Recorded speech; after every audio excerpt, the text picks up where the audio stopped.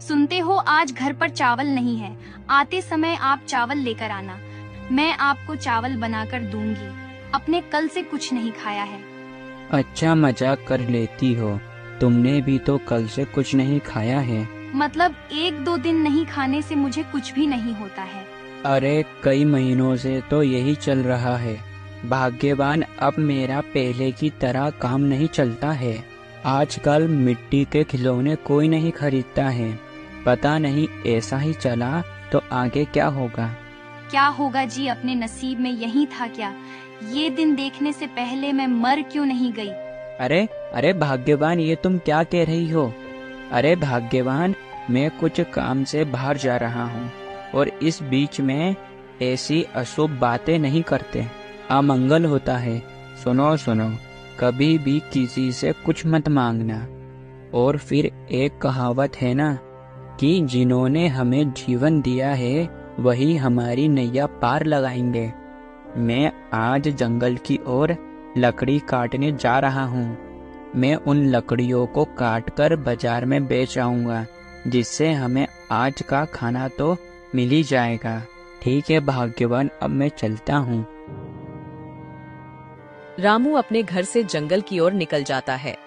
थोड़ी दूर जाने पर ही उसे एक घायल अवस्था में एक बंदर नजर आता है। अरे बाप रे, ये बंदर का ये हाल किसने किया? मुझे तो लगता है कोई जंगली जानवर ने इस बंदर का ये हाल किया है। बेचारा दर्द के मारे बेहोश हो गया है। अगर ये बंदर ज्यादा समय तक ऐसा रहा तो इसकी जान भी जा सकती है। एक काम करता हूँ, मैं इस बंदर को अपने घर ले जाता हूँ। मैं वहीं इसकी देखरेख करूँगा। अरे बाप रे बाप, ये बंदर को चोट कैसे लगी? पता नहीं भाग्यवान, जब मैं जंगल की ओर लकड़ियां काटने जा रहा था तब मुझे यह बंदर घायल अवस्था में दिखा, तो मैं इसे अपने घर लेकर आ गया। मगर हम इस बंदर का क्या करेंगे? हमारे पास तो इतने भी पैसे नहीं हैं जो हम इस बंदर का इलाज करवा सकें। मगर भाग्यवान, मैं क्या करता? यह बंदर की हालत देखकर मुझसे रहा नहीं गया और मैं तुरंत ही इसे अपने घर लेकर आ गया। तुमने बिल्कुल सही किया। हमें जीव जंतु की जान बचानी चाहिए। मगर भाग्यवान, तुम बिल्कुल भी चिंता मत करो। मैं अभी जंगल में जाकर लकड़ियां काट कर उन लकड़ियों को बाजार में बेचकर इस बंदर के लिए औषधि लेकर आता हूँ।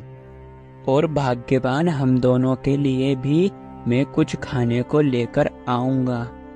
जब तक तुम इस बंदर की चोट पर कुछ जड़ी बूटियां लगा दो। इतना कहकर रामू अपने घर से निकल जाता है। रामू जंगल में जाकर लकड़ियां काटने लगता है और जब तक कजरी बंदर के जख्मों पर जड़ी बूटियों की औषधि लगा देती है। चलो, आज मैंने ढेर सारी लकड़ियां काट ली। अब मैं इन लकड़ियों को बाजार में बेचकर आता हूँ।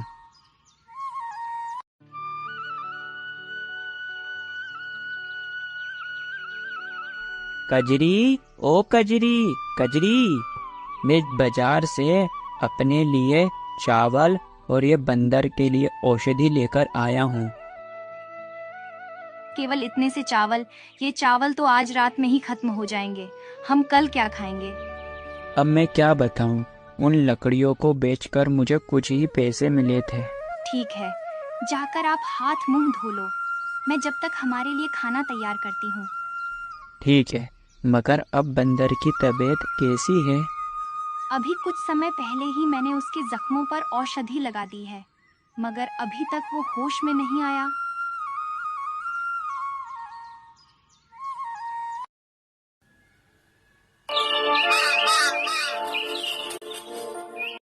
अरे सुनते हो जी, खाना तैयार है।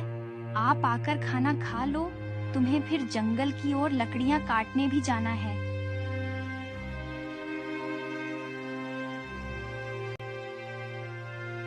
लो, थोड़े से चावल बने हैं, खा लो। अरे भाग्यवान, ये चावल तो तुम्हारे हिस्से के हैं। क्या रात को तुमने चावल नहीं खाए थे क्या? अभी मेरी तबीयत कुछ ठीक नहीं है, तो इसीलिए आप ही खा लो। हे ऊपर वाले, अब तो कुछ रहम करो। कजरी का कष्ट अब मुझसे देखा नहीं जाता है। हे ऊपर वाले, अब मैं और भाग्यवान का कष्ट नहीं देख सकता हूँ। कुछ तो करो। आप किस सोच विचार में पड़ गए हैं? अरे भाग्यवान, कभी मैं रुपए पैसों का मुंह देख पाऊंगा? भाग्यवान, तुम्हारी ये स्थिति देखकर मुझे बहुत दुख होता है, बहुत दुख। आप भी ना, हर चीज का समय होता है। जब समय आएगा तब सब ठीक हो जाएगा। केवल मनुष्य के हाथ में उसके कर्म होते हैं। देना नहीं देना, यह सब ऊपर वाले के हाथ में होता है। इतने ही बीच में बंदर को अचानक से होश आ जाता है। मैं कहाँ हूँ? बंदर के बोलते ही रामू और उसकी पत्नी कजरी चौंक जाते हैं। अरे भाग्यवान, ये मैं क्या देख रहा हूँ? मुझे तो भरोसा नहीं हो रहा, ये कैसे मुमकिन है? एक बंदर, वो भी इंसानी भाषा में कैसे बोल सकता है? क्यों नहीं बोल सकता? मैं एक जादुई बंदर हूँ, मैं सब कुछ बोल सकता हूँ। मुझे इतने गौर से मत देखो, मुझे नजर लगाओगे क्या? अरे बंदर, अब तुम्हारी तबीयत कैसी है? अब तुम्हारी तबीयत में आराम है ना? अरे बंदर, तुम मुझे ये बताओ कि तुम्हारा ये हाल किसने किया था? अब मैं तुम्हें क्या बताऊं? एक शिकारी ने हमारे झुंड पर अचानक से हमला कर दिया। तभी हमारे झुंड के बाकी सब सदस्य तो वहाँ से भाग निकले, मगर मैं वहीं रह गया, जिस कारण मेरा ये हाल है। मगर तुम्हारा बहुत बहुत शुक्रिया, जो कि तुमने मेरी जान बचाई। तुम और तुम्हारी पत्नी बहुत अच्छे हो, जो तुमने मेरा एक बेटे की तरह ख्याल रखा। मैं आपका बहुत बहुत आभारी हूँ। यह बहुत ही खुशी की बात है कि तुम ठीक हो गए हो। मगर मुझे एक बात समझ में नहीं आती है। जब से मैं तुम्हारे घर पर आया हूँ, तब से ही तुम इतने दुखी क्यों रहते हो? क्या मेरे यहाँ आ जाने के कारण आप दुखी रहते हो?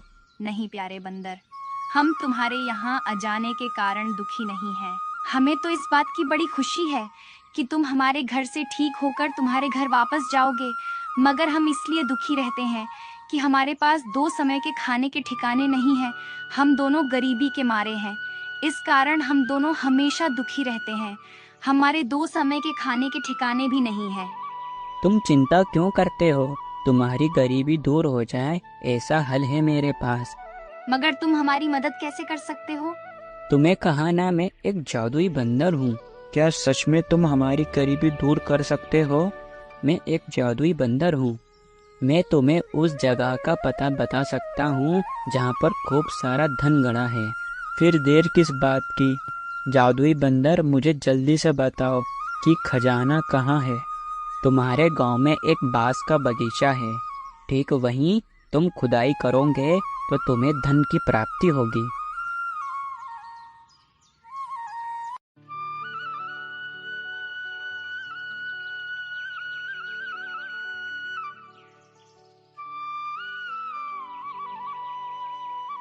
रामू बंदर की बात के अनुसार उसी जगह पर जाता है।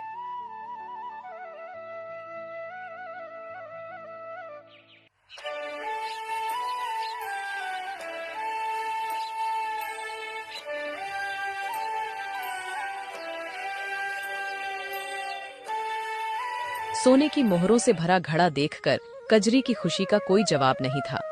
कजरी, अब हमारे दुख के दिन दूर हुए। हमारी ऊपर वाले ने सुन ली। तुमने बिल्कुल सही कहा था कि देना नहीं देना, ये सब ऊपर वाले के हाथ में है। आज ऊपर वाले ने ही यह बंदर को हमारी मदद के लिए भेजा है। जब तक मैं पूरी तरह से ठीक नहीं हो जाता हूँ, जब तक मैं क्या तुम्हारे घर पर रह सकता हूँ? ये भी कोई कहने की बात है? आज जो कुछ भी है, ये सब तुम्हारे कारण ही है। ये तुम्हारा ही घर है। हमारी कोई संतान भी नहीं है, तो आज से तुम ही हमारी संतान हो।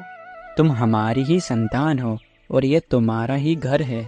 इसी तरह रामू और मंजरी के दुख के दिन कट जाते हैं और वह खुशी खुशी अपना जीवन व्यतीत कर रहे होते हैं।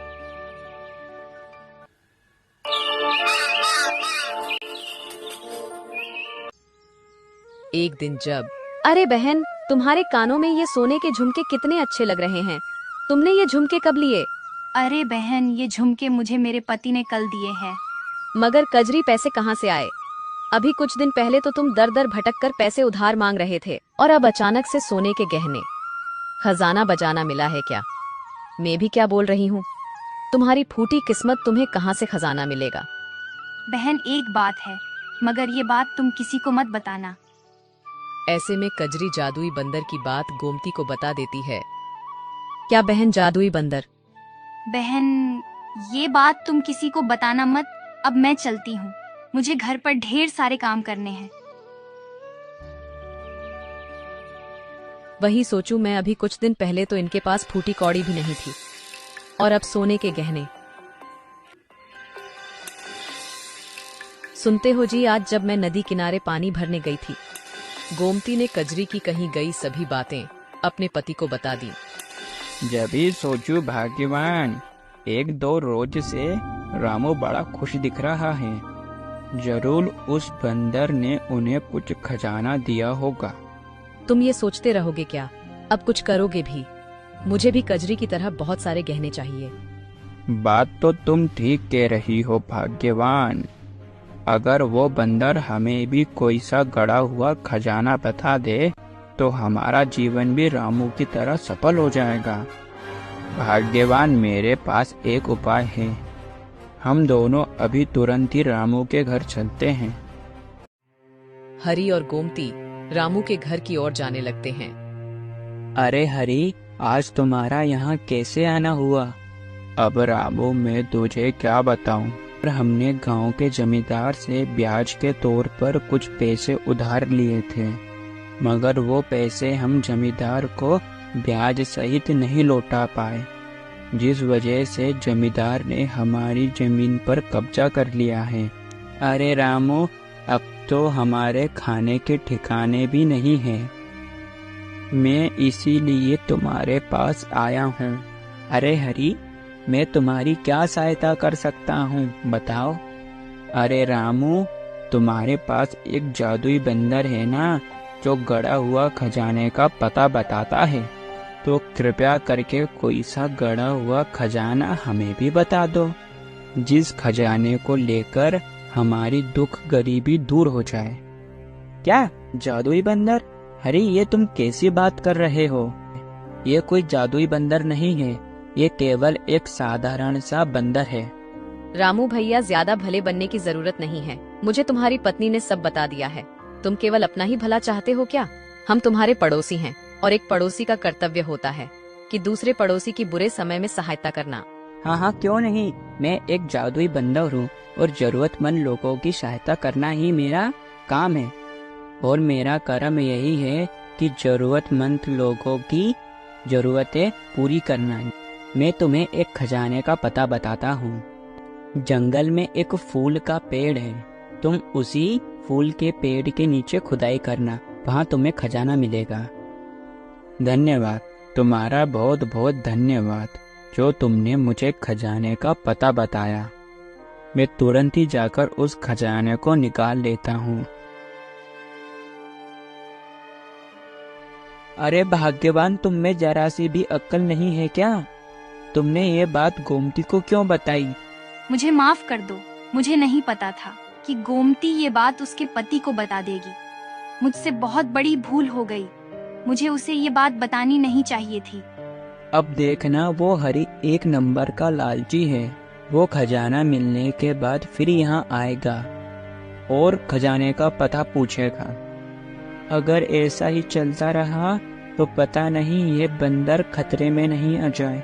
अरे तुम मेरी चिंता बिल्कुल मत करो, मेरा कोई कुछ नहीं बिगाड़ सकता है।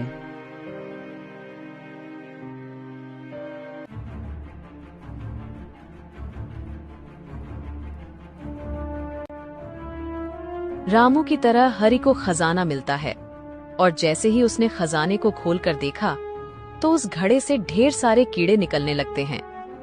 अरे बाप रे बाप, भाग्यवान ये क्या है? इस घड़े में से तो इतने सारे कीड़े निकले। वो बंदर के बच्चे ने हमें खजाने का पता गलत बताया है। ये घड़े में से खजाना नहीं, कीड़े निकले हैं। मैं उस बंदर के बच्चे को नहीं छोड़ूंगा भाग्यवान, नहीं छोड़ूंगा। चलो उसके पास।